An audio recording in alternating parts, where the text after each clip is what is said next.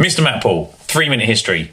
How did Hitler go from being the Chancellor, merely appointed by the President Hindenburg, to being a legal dictator? Well, let me explain. Now, some historians think that the Reichstag Fire in February 1933 was organised by Hitler himself as an excuse to purge Germany of the Communist Party. It was an anti-communist move. However, some historians think that this was actually just an opportunity and that a Dutch council communist named Maurice van der Lubbe set the fire himself. Whatever, it really doesn't matter, okay, because the consequences were exactly the same.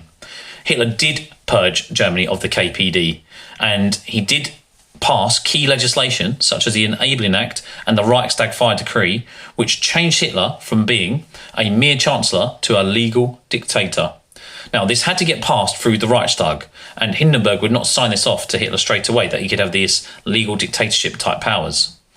Hitler was backed, and the Nazis were backed by other nationalists in the Reichstag to pass this through as a majority. So everything Hitler did was actually democratic, which seems quite strange to us.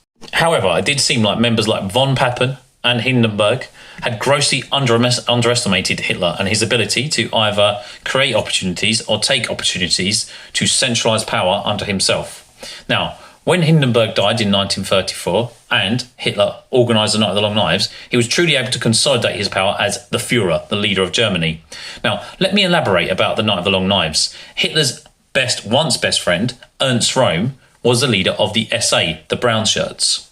However, he wanted to take control of the Reichswehr, the German army, underneath the SA. And he wanted to push forward a more socialist agenda.